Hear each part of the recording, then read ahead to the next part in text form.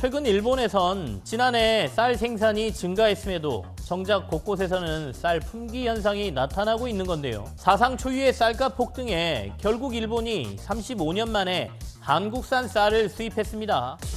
지난달 일본은 한국에서 쌀 22톤을 수입했습니다. 전남 해남에서 생산한 쌀로 온라인 쇼핑몰과 마켓에서 판매했는데요. 한국에 여행 와서 쌀을 사는 일본인 관광객도 늘었죠. 今までの倍ぐらい。10キロで3700円やったんや。それが今7000か7500円。うん。倍やね。2倍。今高い、多分倍ぐらいになってるぐらいよ。 일본은 지난해 여름부터 쌀 가격이 폭등했는데요.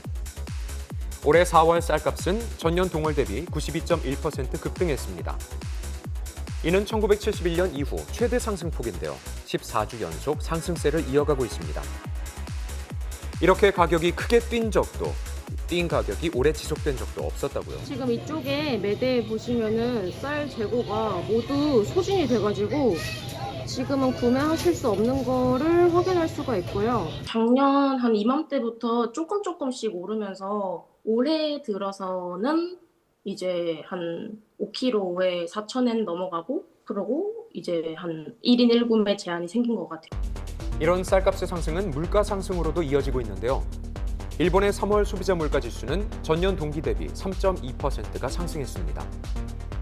일본 정부는 이례적인 쌀값 폭등 원인으로 2023년 폭염으로 쌀 유통량이 줄어든 데다 지진 불안에 따른 사재기 현상, 여기에 공급망 문제가 더해진 것으로 보고 있는데요. 가격이 뛰니 가세한 쌀 투기 세력, 부정확한 생산 소비량 통계 등이 복합적으로 쌀값 급등에 영향을 줬다는 분석입니다. 이유로 유통업체의 사재기가 꼽히고 있죠.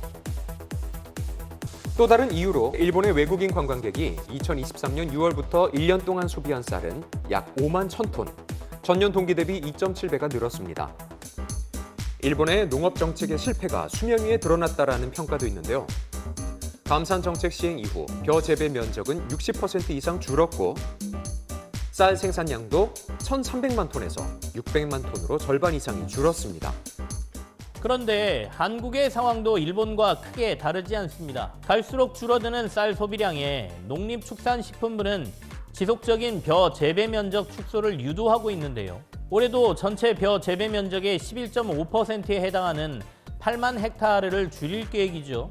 벼 재배 면적 축소를 장기적으로 추진하는 우리 정부도 일본의 이번 쌀 소동 사례를 참고해 정책을 보완할 필요가 있다는 지적이 나오고 있습니다.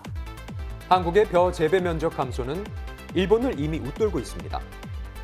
최근 10년 동안 줄어든 벼 재배 면적 감소율은 일본이 14.6%, 한국이 18.5%죠. 우리나라 올해 쌀 생산량의 전망은 약 344만 톤으로 작년에 비해 4% 정도 줄었는데요. 전문가는 일본과 우리나라의 상황이 다르긴 하지만 반면교사 삼아서 대비해야 한다고 지적합니다.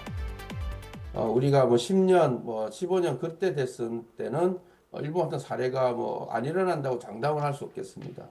우리가 여러 가지 데이터, 그 재배 면적이라든지 중간에 유통 단계에서 비축되는 물량 이런 다양한 그 단계별 데이터를 면밀하게 또 실시간으로 계속 분석을 하면서 여러 가지 생산 정책 또는 유통 정책 또 한 가지 소비 정책 이러한 것들을 종합적으로 계속 유지해 나갈 필요가 있을 것 같습니다.